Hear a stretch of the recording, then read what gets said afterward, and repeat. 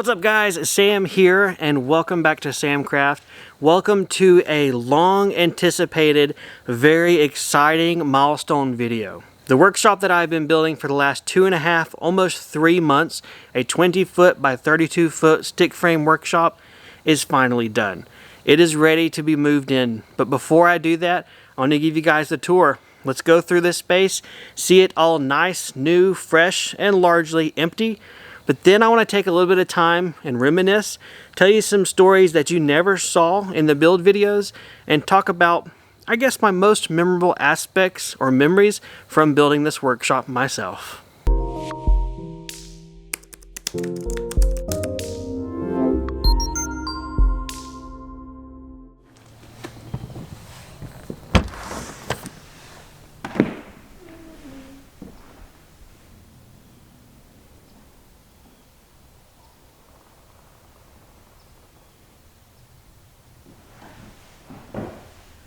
After several months worth of work, the workshop is finally done. It is time to quit construction and it is time to move in. This is an amazing milestone. This has taken a long time. It has been a lot of work, but I cannot believe how nice it's turned out, how everything looks great, and I'm really excited to get into the space. To make this interesting and to reminisce about the full construction process, I thought it would be cool to take a couple of moments here and talk about some of the most memorable aspects of this entire workshop build.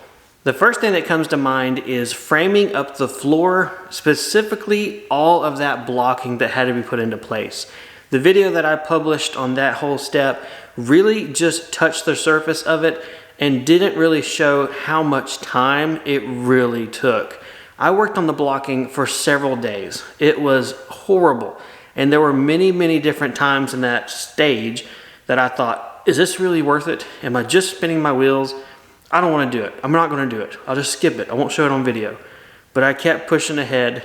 I had some encouragement from my friends and they said, don't get cheap. Do it. You will regret it if you don't. And so I just kept working at it. Once it was done, I was glad that I did it correctly. I was glad that it was there and I persevered. But in the moment, I really didn't want to keep doing that. Throughout construction, there have been a ton of things that have happened that was caught on camera, but just didn't make it to the final cut for one reason or another. Something that I have never told anyone other than family and friends is that the plywood floor, there was a big fiasco with it, a big issue, a huge headache. And I actually thought I filmed it, but I could never find the footage after the fact. The issue I ran into with the plywood floor did not happen until like the last 4 or 5 sheets. I got to the bottom of the stack that had been delivered from Home Depot, and there was clear evidence that the bottom 4 or 5 sheets were not of the same age or condition that the rest of the stack of 20 were in. I was kind of faced with a hurdle there, like, do I swap them out? Do I install them? Do I what? I ended up taking those back, getting new sheets of plywood, and continuing on with the build.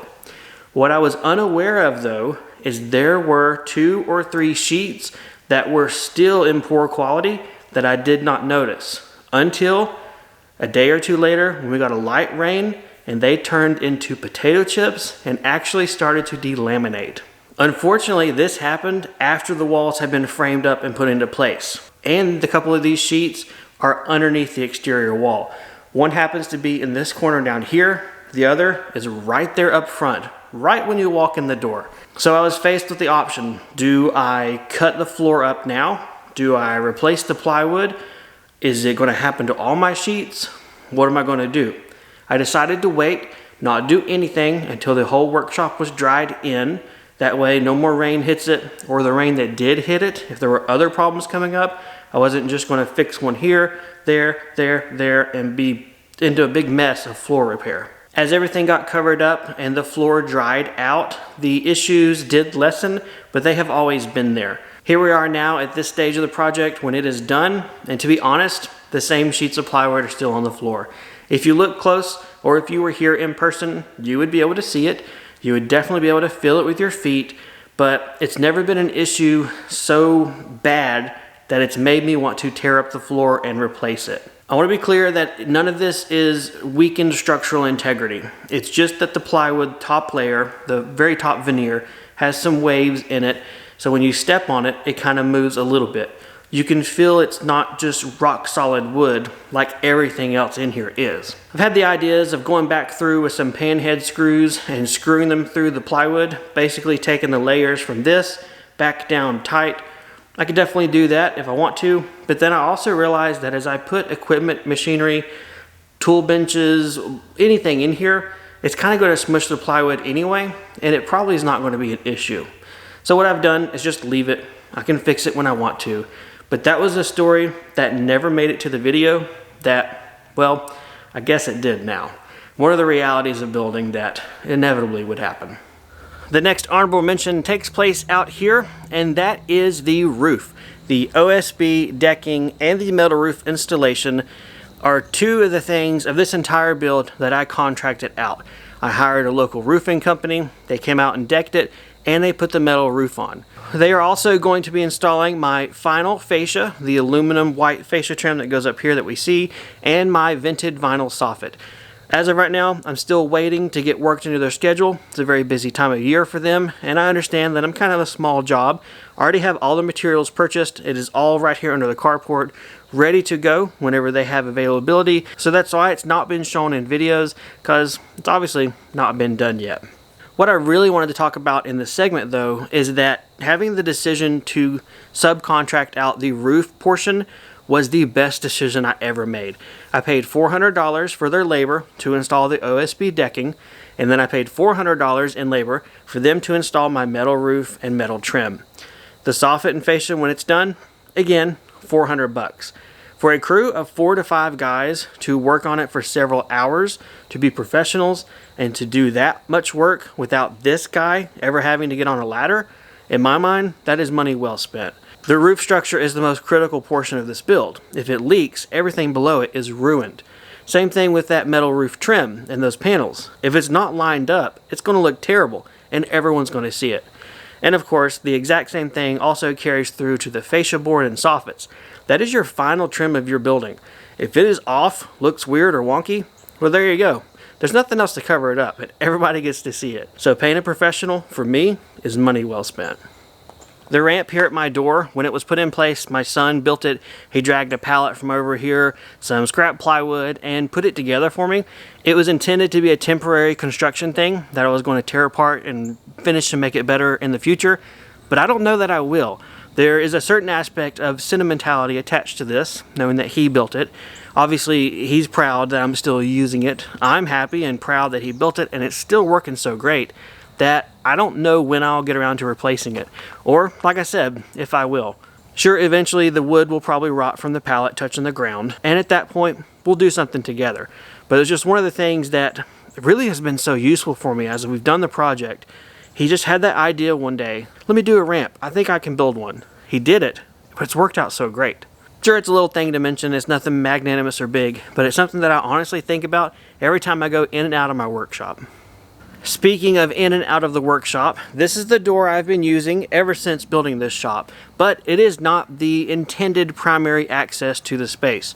That is going to be a tunnel yet to be built between my new shop and the old one. It's also why I have that doorway, or as some people have thought, a giant window, still in my workshop and never finished or anything done with it. This guy, although largely it's covered with stuff for now, it is going to be a 5-foot wide doorway from here into probably a 6-foot wide tunnel connector that will then go into my old workshop by probably a 4 or 5 foot doorway. Actually, it's probably going to be 5 feet wide. My goal with that is to give access into this space through a very wide opening for any kind of large machinery, large projects, moving of stuff, and just general ease of access. It's difficult to get a feel of the lay of our land through the videos. I completely understand that. And I've gotten a lot of comments of people asking, why did I only do one door? Why didn't I do a larger door? I'm going to regret not doing a door and stuff like that. I have always known that my plan was to give access through here, through the shop, and then out front of the workshop, which is directly into our driveway. So from that standpoint, I do have a large wide door access to my shop. It's just in a different fashion or a different connector area that has not always been super apparent in my build videos or has been mentioned but missed by several people. The next honorable mention of this workshop build is this ceiling. So whether it turned out fantastic or whether it turned out terrible in your eye, I think I get some amount of points for trying to be creative and coming up with a pretty creative solution in the end. I regret not ripping these pieces on my table saw. I have a table saw, albeit not a very large one, but if I could have set it up with my fence and got straight rip cuts with it, this ceiling would look really, really nice. Any of the issues with it is in the variation and squiggle wiggleness of me using a circular saw at night to rip all of those cuts. Behind the scenes, I was trying to get everything done before a large amount of rain rolled in overnight, so I had to get the stuff out of my truck anyway and thought, you know what, don't carry the full sheets in to then carry them back out and cut them. Spend 30 minutes or so, cut them tonight, and then carry your planks in. Circular saw wonkiness aside, I think this is a pretty cool ceiling, and it is one that is very unique. I've not seen anyone else do 2-foot wide shiplap or staggered joint ceilings in a workshop, so who knows? Maybe I'm the start of a new fad. That would be a shock, but a pretty cool one if it turned out to be true. If there's a good side and a bad side of the ceiling, when the camera is faced this way, in certain areas you're able to see bigger gaps in the joints. So I will try my best not to do that, although probably on camera, like looking over my head now, it doesn't stick out that bad. Probably the number one time anyone's going to be looking at my ceiling as close as they were was the video when I installed it, so I probably shouldn't fret or worry too much, right? Yeah. Taking the camera over to this side where the ceiling joints are running this way, it's pretty much invisible. So this is definitely the good side of the workshop ceiling, but again, it's probably just me being a little too picky when it really doesn't matter. From a durability aspect, this ceiling has been great. I have hit it a couple of times with the drywall lift as I was installing it or putting these heaters up, hit it with some boards moving around here and there, and I was very, very happy at those times that this was not drywall. Having the wood or OSB product is nice for the rigidity, durability, and then the primered textured ceiling that already comes with the panel worked out great. I really like the contrast. I didn't know if I would, so I got this thinking, well, worst case scenario, I can always paint it, but this has really grown on me. It's inevitable when you get to the end of a project, especially one as large as this workshop build has been, that you just get tired of doing the work. You want to be in the space, and you are very, very prone to say, I'll finish it later, or that's good enough. One of those areas that I was really prone to do that was with my window trim.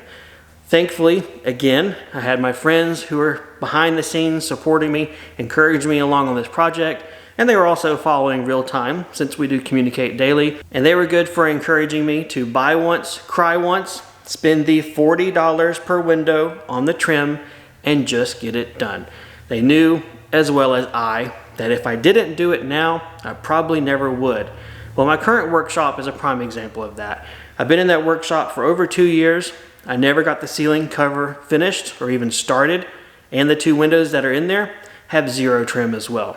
Once it was all said and done, I was so happy that they talked me into it, and I listened to my Jiminy Cricket on my shoulder and got the windows trimmed out. It really makes a huge difference in how this space feels, the overall look of it, and in this land of workshop that doubles as me doing videos, it enables you to not focus on an ugly window, and you get to focus on this instead, which may be bad, but may be good.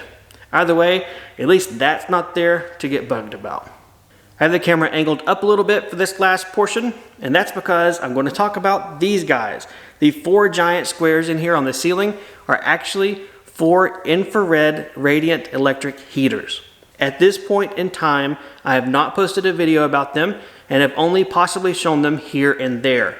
That's because I'm testing them out still. I want to give time, probably a couple of weeks, maybe even a month of using them before I make my video talking about the pros, the cons, the efficiencies, how well they work in this space, and everything of the sort. So you're kind of getting a little bit of a sneak peek now to know those are heaters and getting to hear me jabber about it just a little bit. I will go ahead and say that these were sent to me by a company in partnership to show in a video and educate and kind of spread the word about this kind of technology. These heaters honestly would have been out of my budget. You would spend more money for these than you would for a mini split, which is probably what I would prefer to do in my workshop, but it just worked out at the perfect time for me to get to install these, talk about it, try them out, and be the education factor for anyone who ever comes across this stuff wondering, does this work? Does that work? At least hopefully my content will help them in the future. And yes, it also saved me from having to come up with a heat solution, purchase some other equipment, and helped me not bust my budget apart too much more as this build took shape. Okay guys, for this segment, we're going to run and gun, so bear with me. Let's talk about my theoretical layout for now. I say theoretical because I honestly don't know what I'm going to do with this space just yet. It is so much larger than my current workshop, and I feel like it's going to feel like I'm in a gymnasium for a while. So my thought is for this long wall, right here, this whole wall to be new laser machine space. Maybe one giant workbench, maybe a cluster of several, who knows. Room for some floor model machines in the future, that would be awesome. But in the meantime, all of my lasers on a workbench. Down here on this end wall, I'm going to be putting my CNC, my dust collection system, and stuff like that. Probably also my drill press, my sanders, a lot of the more traditional woodworking tools that honestly have been put up in storage for a while. They will probably live down there so I can resume my woodworking aspect of business and hobby and have room for them here, close to my dust extraction, if I also want to take it through the wall in the future. Coming around to the front wall, this area I believe may become some storage, some freestanding shelving, and honestly, across this front wall with the windows, I have no clue. I don't want to block the windows. I've always thought that between them might be a good space for some French cleat tool walls, something more aesthetically pleasing, perhaps something that would also double as a staging area for product photography. Maybe that'll work. Not sure just yet. And then over here on this wall, given there is going to be a doorway in the future, I thought that would be a good place for some additional shelving or storage. So that covers everything around the perimeter. In the middle of the shop, I'm going to be building probably several work tables. I want to have them freestanding. Well, obviously, they're going to be freestanding. I'll have them to where they're movable, and I'm going to incorporate some under the table storage solutions or something to work for me as I evolve and learn the space and just get to use it more. As of the making of this video, my workshop is running completely off my Blue Eddy portable power station, being fed by my solar array out front of my workshop. This unit has been in my old workshop for a while, and it got moved in here whenever I was ready to juice this place up, and has been running great so far. It's not big enough to run everything, so I will have to disconnect it, get my grid power connected, and we'll be running more legitimately that way. However, in the future, I really hope to bring as much off-grid solar power generation in here as possible, and that's what this wall will become. It's been earmarked and called the power wall by me, and just a dedicated space to say, okay, when I get to the point I need battery storage, inverter storage, and anything like that, it's going to go right there. The last thing to mention is this white stripe on the floor. I'll roll some footage here so you can kind of see it better. This is a piece of tape only put onto the floor to illustrate and show myself how much larger this workshop is from the one I've been using for the past 2 years. That workshop is a 12 by 20, and the section taped off or cordoned off is 12 feet wide, 20 feet long. Looking at that space compared to what this new workshop is pretty amazing. It is incredibly amazing that I now have a workshop as big as this. I never ever would have thought I'd have something this big. And honestly, I don't yet know what to do with the space. Thankfully though, I like to watch YouTube, I have a ton of ideas, and you guys, my viewers, give me a lot of information and ideas as well. And I know over time, together, we will probably definitely fill this space out. Hopefully it still is nice and airy, open feeling. I don't want to ever lose this nice large feel, but I do know it needs to have more things brought in. So hopefully you guys can help me stay organized as this whole thing unfolds in the future. So there is a tour of my brand new, freshly finished workshop. It is pretty much a blank slate. There is plenty of room to do stuff with, and I'm excited to do my first project in here, which I'm literally about to unload my truck and begin. That is going to be me building my very first work table. It is a design that I did come up with that I'll offer if you want to build it for yourself. It is easy to build from construction lumber, but it's going to have kind of a contemporary modern feel to it, and I think look pretty sharp in the end. Remember, there is a link to a playlist down below that covers every single aspect of this build, from breaking the ground to this point and on in the future. If you want to check it out, I definitely encourage you to do so. But if you got questions or comments about this whole build, anything in general, you can definitely leave me a comment down below as well. Appreciate you guys watching as always. Thanks for coming along with me on this wonderful, crazy adventure, and hopefully you're going to stick around to see whatever happens in this shop here forward. Otherwise, take care. I'll see you guys next time in the workshop.